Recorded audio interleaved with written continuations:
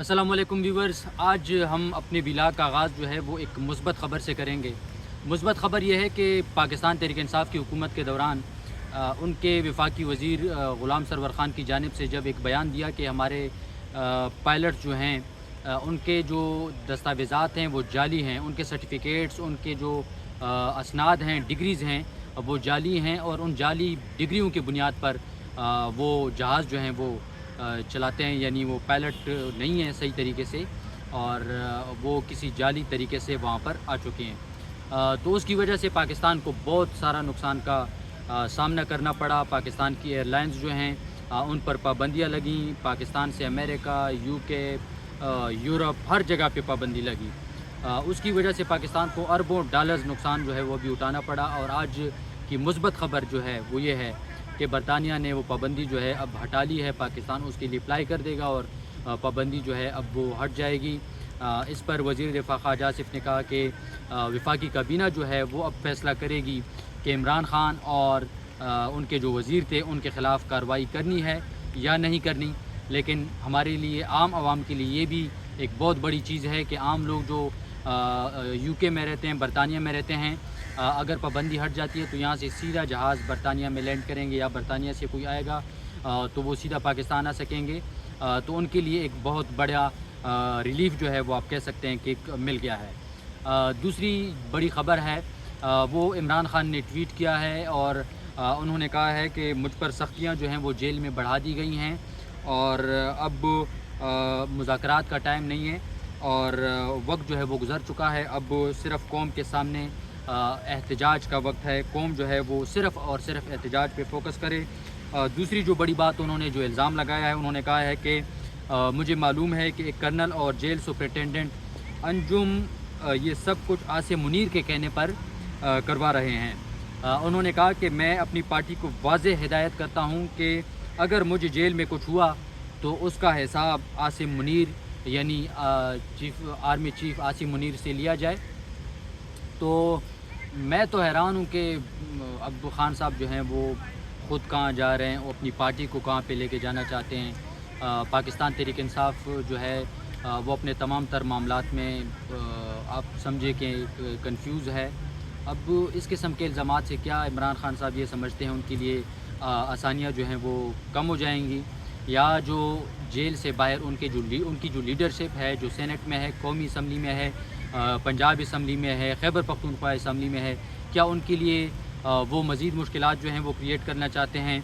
पाकिस्तान तहरीक इंसाफ़ जो है अपने गवर्नेंस पर फोकस ना करने की वजह से और बार बार एहतजाज करने की वजह से, पुरतशद्दुद एहतजाज करने की वजह से उनका जो ग्राफ है वो नीचे आ चुका है और उनकी जो मकबूलियत है अब दिन ब दिन जो है वो अब कम होती जाएगी।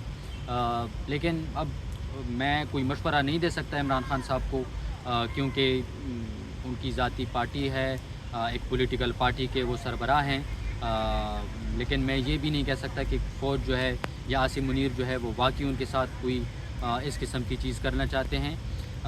दूसरा, उनकी बहन अलीमा ख़ान ने कहा है कि पार्टी के लिए उन्होंने सख्त पैगाम जो है भेजा है और सख्त पैगाम ये है कि आपस की तमाम तर जो इख्तिलाफ़ात हैं उनको बुला लिया जाए और फोकस जो है वो एहतजाज पर किया जाए। लेकिन एक चीज़ मैं आपको अपने तजर्बे की बुनियाद पे कह सकता हूँ कि यहाँ पर आखिरी एहतजाज जब इनका हुआ, यहाँ पर जो जिन्नाह एवेन्यू है इस्लामाबाद में, उसके बाद मुझे लगता है कि पाकिस्तान तहरीक इंसाफ़ में कोई बहुत बड़ा एहतजाज प्लान करने की सकत जो है वो बाकी नहीं रही और ना वो दमख़म जो है वो अब मुझे नज़र आ रहा है। दूसरा ये है कि अगर पाकिस्तान तहरीक इंसाफ़ अपने तमाम तर इख्तिलाफ़ात बुलाकर बानी PTI के लिए एक दफ़ा फिर निकलते हैं, भरपूर एहतजाज करते हैं, तो मुझे लगता है कि उसका कोई पॉजिटिव इम्पैक्ट जो है वो नहीं आएगा। मुझे मुश्किल लग रहा है।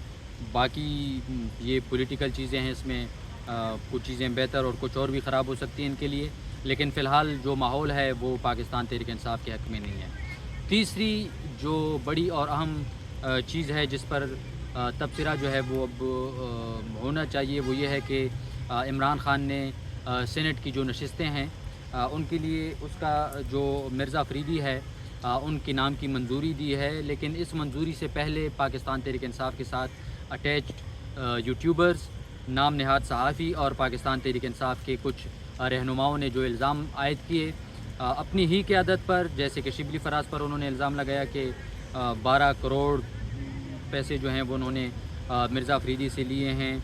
کسی نے ان کے ایک MNN ہوتے سے بھی زیادہ کی فگر جو ہے وہ بتائی ہے.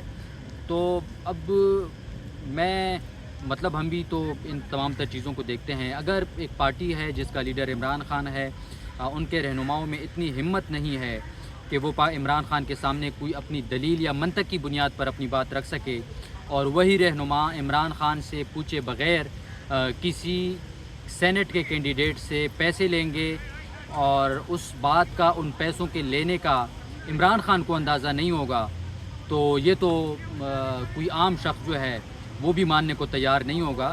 تو اگر کسی نے پیسے لیے ہیں تو اس کا پتہ جو ہے، اس کا علم جو ہے وہ عمران خان کو لازمی ہوگا. اس کے بغیر یہ معاملہ نہیں ہو سکتا.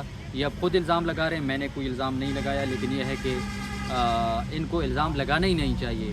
اس کی وجہ یہ ہے کہ پہلے آپ کہہ رہے تھے کہ یہ نام جو ہے عمران خان نے نہیں دیا، اور مرزا افریدی نے پیسے دیے ہیں اور شبلی فراز نے پیسے لیے ہیں. ٹھیک ہے، ہم نے آپ کی بات وہ مان لی، لیکن اب تو عمران خان نے اس کی منظوری دے دی ہے. اب آپ بتائیں کہ اگر عمران خان نے منظوری دی ہے اور آپ لوگوں کا الزام درست تھا کہ شبلی فراز نے پیسے لیے ہیں اور مرزا افریدی نے پیسے دیے ہیں، تو عمران خان وہ کون سا اقدام اٹھائیں گے؟ کیا کوئی ایسی کوئی کارروائی کریں گے، ڈسپلنری ایکشن کوئی لیں گے جس پر مرزا افریدی کے خلاف بھی کارروائی کی جا سکے اور شبلی فراز کے خلاف بھی کارروائی کی جا سکے؟ بتانے کا مقصد یہ ہے کہ کچھ یوٹیوبرز اور نام نہاد صحافیوں کی وجہ سے پاکستان تحریک انصاف اس نہج پہ پہنچ چکی ہے کہ وہ یوٹیوبرز اگر غلط بات بھی کریں تو پاکستان تحریک انصاف کی جو لیڈرشپ ہے وہ یہ سمجھتی ہے کہ وہ ٹھیک بات کر رہے ہیں. حالانکہ ان یوٹیوبرز اور نام نہاد صحافیوں کی وجہ سے پاکستان تحریک انصاف کو آج یہ دن جو ہیں وہ دیکھنے پڑ رہے ہیں، اور الزامات کا سلسلہ جو ہے، ایک لیڈر دوسرے پہ الزام، دوسرے کا تیسرے پہ الزام.